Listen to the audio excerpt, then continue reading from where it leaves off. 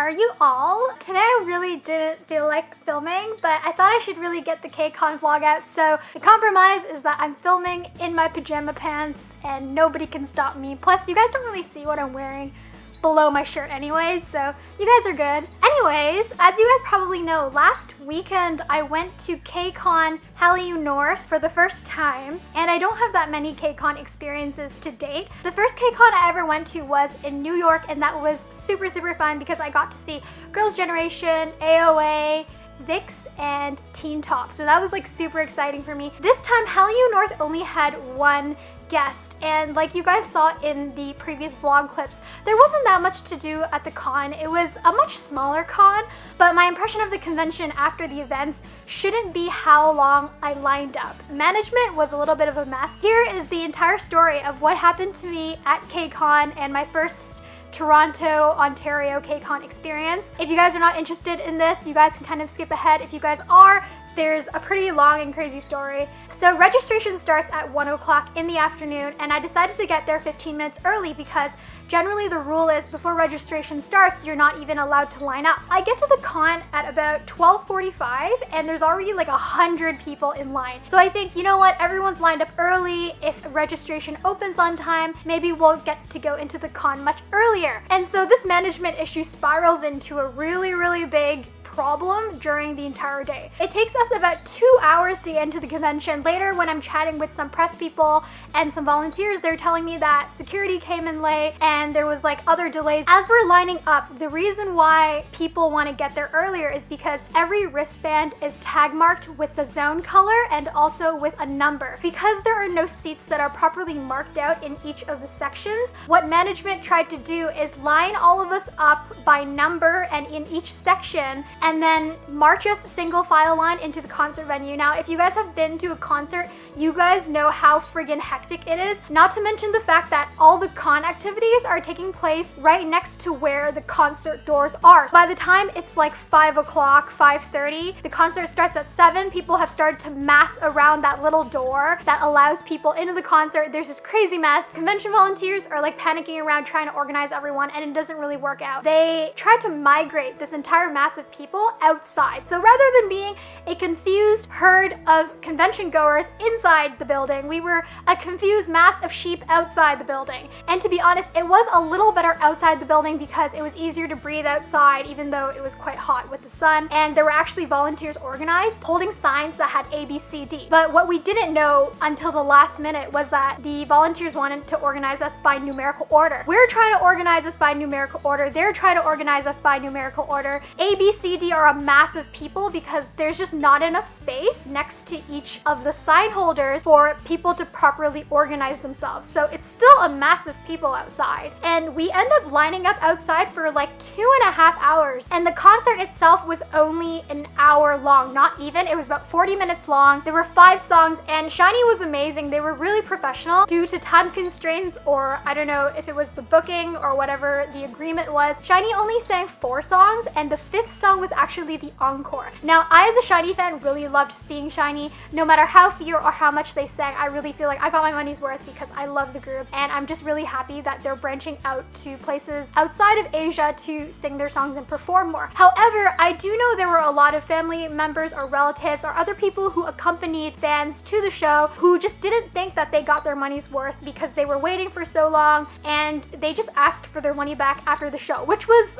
really shocking for me because I didn't think that anyone would do that, and I've never seen people openly demand for their money back after a concert. So that was kind of something shocking to me that I saw for the first time at a convention. And I do want to point out some things that I thought the convention could have done better, not only with people's and numbers management, but also with convention promo as well. The convention promoted a lot of food, a lot of activities, and a really grand scale kind of event, but when I actually got there, there wasn't that much to do. First of all, I was in Zone C and I should have gotten a goodie bag, and I didn't realize till after. When you get your registration done and you get your badge or bracelet, you should already get your goodie bag. Some people got the bags, some people didn't, and I had to go and personally ask for my bag after the show. Shout out to Face Shop for sponsoring Hallyu North. I love Face Shop, I love their products.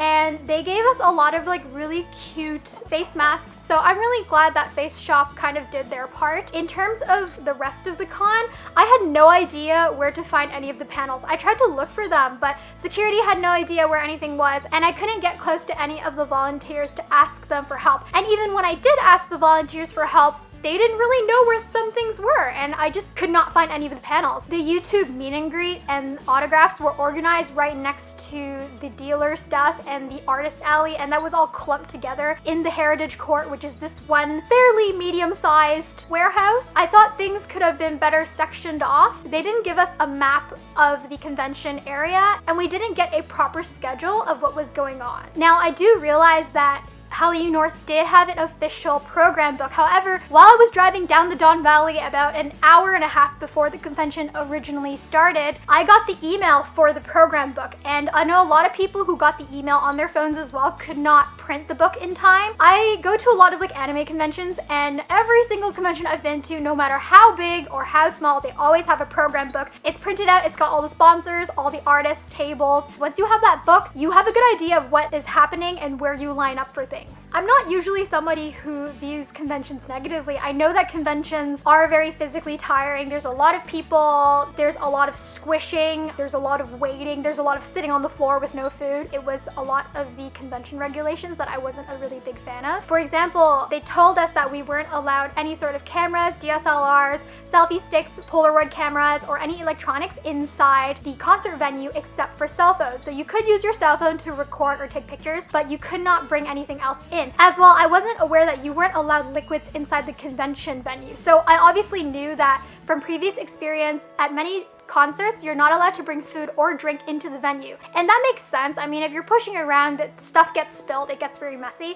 But during the day for the convention, I would have really appreciated having my water bottle. And I even asked a volunteer member, where can I get a drink? Because none of the food trucks were selling any sorts of drinks, and they didn't really know. And I had to wander around for a while before I found one water fountain. It was a little bit annoying in that sense because I really wish there was a lot more food, a lot more drink. One food truck ran out of food at one point, and a lot of people were kind of panicking a little bit. Once you got into the concert venue, everyone just kind of lined up in a certain zone and mobbed towards the stage whenever they could. Zone A and B were perfectly capped off, but there was way too much space between Zone A and Zone C. They could have pushed the metal barriers a bit closer so that there wasn't all this like random space. People in Zone C and D definitely did not get a good view. I'm small enough that I kind of managed to get a spot in the second row, and then when the concert started, I ended up pushing a little bit and being shuffled around, so I got to the front and I did get a few video clips, but the stage was very, very small, and some of SHINee's choreo is very expansive. It moves a lot. So I expected the stage to be a little bit bigger. I expected the show to be a little bit longer. I am glad that I got to see SHINee. It was SHINee's very first time performing in Toronto, in Canada actually, so I hope that they had a good experience. I actually saw SHINee leaving the venue after the concert, and some girls started chasing after the van. And I was like, don't chase them, you'll scare them, oh my gosh. It was a hectic day for sure. But I wanted to show you guys a few things that I got from the con.